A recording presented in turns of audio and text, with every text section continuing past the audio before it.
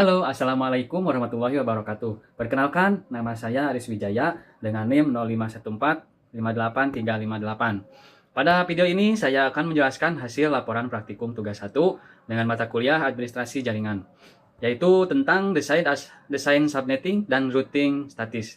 Oke, kita langsung saja ke materinya.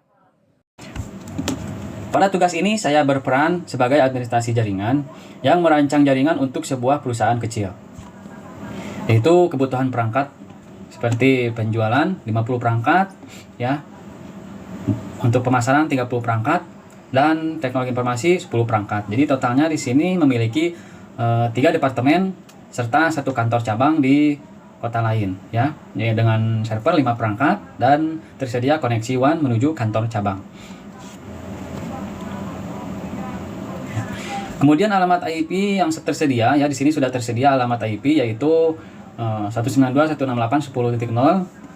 Kemudian subnetnya 124. Subnetting adalah proses membagi satu jaringan besar menjadi beberapa jaringan kecil dengan tujuannya untuk menghemat penggunaan IP, meningkatkan efisiensi jaringan, dan mempermudah manajemen jaringan.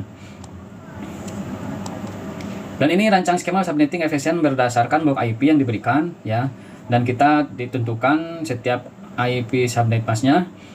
Subnet mask, alamat jaringan, IP, rentang alamat IP yang digunakan, alamat broadcast. Kemudian pastikan alokasi IP tidak hanya mencukupi kebutuhan saat ini, tetapi menyediakan ruang untuk pertumbuhan di masa depan.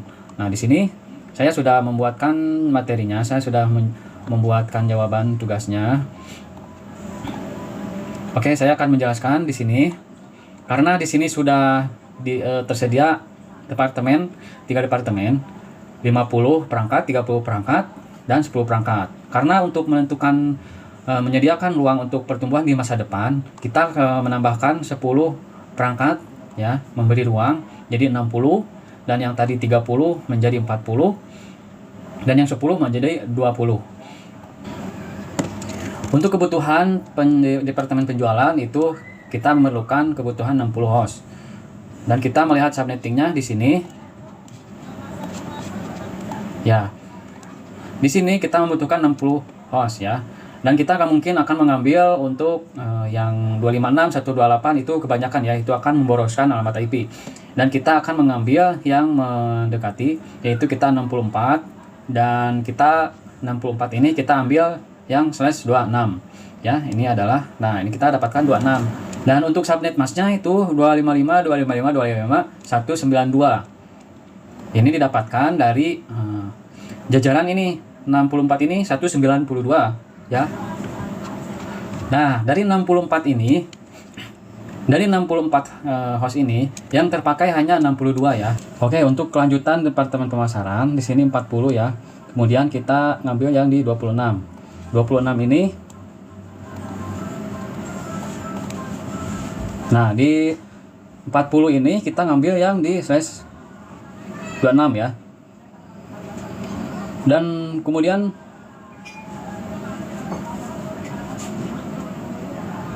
berarti masih ada space untuk alamat IP-nya 22 ya. Karena di sini 64. Oke, kemudian yang 20. Yang 20 kita ngambil yang di /27 karena di sini ada 32.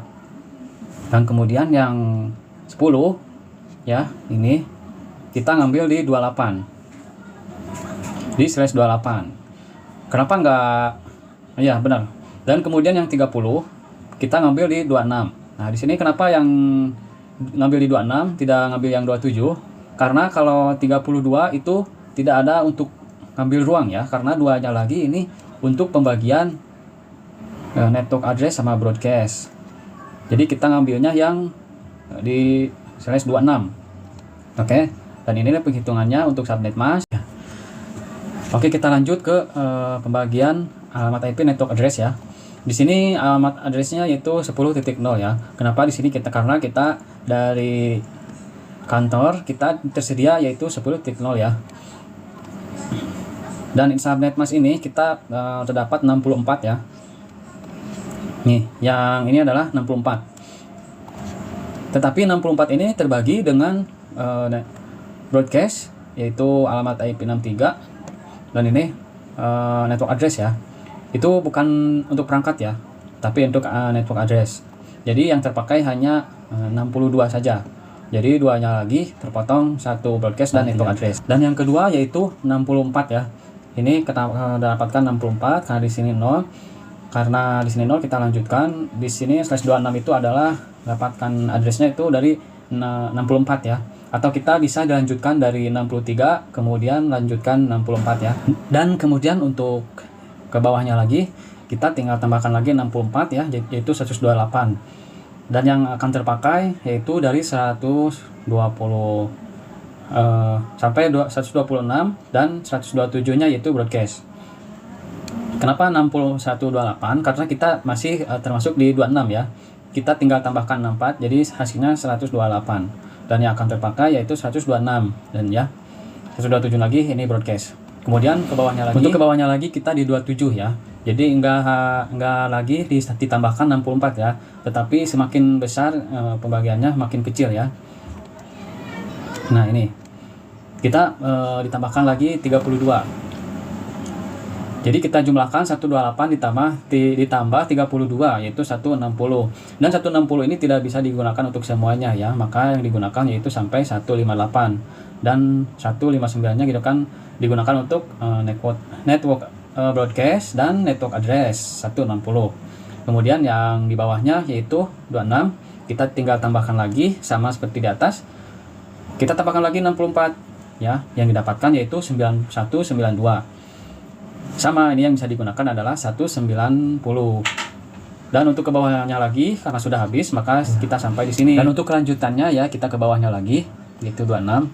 Kita akan turunkan ke bawah di 28 yaitu 16 dan yang didapatkan harusnya 172 ya. 172. 160 itu harusnya 172. Tetapi kenapa ini hasilnya 192? Karena dari 172 ini dia tidak ada di antara 128 ini ya. Maka dia akan diteruskan kembali dan hasilnya 192. Kemudian hal berikutnya dia normal kembali. Dan setelah 192 di 26 kita kalau masih ada dilanjutkan, tapi karena sudah sampai di sini ya, kita didapatkannya dari sini sampai bawah sini kantor cabang. Jadi sampai di sini saja. Oke, dan untuk nomor 1 ini kita sudah selesai ya. Selanjutnya kita di tabel routing. Routing statis digunakan untuk menentukan jalur pengiriman data antara jaringan secara manual. Dan di sini saya sudah buatkan koneksi kantor melalui WAN ya. Dan di sini saya buatkan dulu kantor pusatnya di 10.0.0.1 dan yang cabang itu 0.2. Karena mau kantor pusat melalui ke kantor cabang, maka dia harus masuk dulu ke alamat IP kantor cabang. Begitupun kantor cabang ingin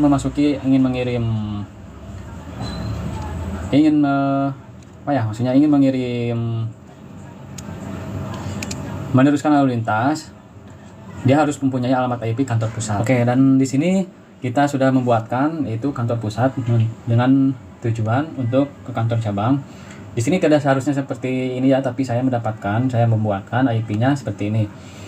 10.0.1.0.2. Dan untuk pengakhiran IP-nya itu 19. Kenapa ini didapatkan bisa seperti ini? Karena ini didapatkan dari sini ya. Dari kantor cabang yaitu 192.168.10.192. Dan untuk subnet masknya yaitu 255.255.255.192 ya. Ini kenapa 192? Karena ini diakhiri dari 192 ya. Karena tujuannya kantor pusat ini hanya ingin menghubungkan ke kantor cabang ya. Lalu next hop-nya yaitu 101.0.10.0.0.2. Karena ketika kantor pusat ingin menghubungi kantor cabang, dia harus memenuhi next hop-nya dulu ya. Dan di sini next hop ini yang punya IP-nya dari kantor cabang. Kemudian dari kantor cabang dia juga sama harus menghubungi dulu, harus memenuhi dulu ke next hop-nya untuk kantor pusat. Maka dari keterangannya yaitu kantor pusat arah ke kantor cabang, dan kantor cabang keterangannya arah ke kantor pusat. Dan kemudian kantor cabang itu pengawalan IP-nya ya didapatkan dari IP ini ya yang tersedia itu 10.0.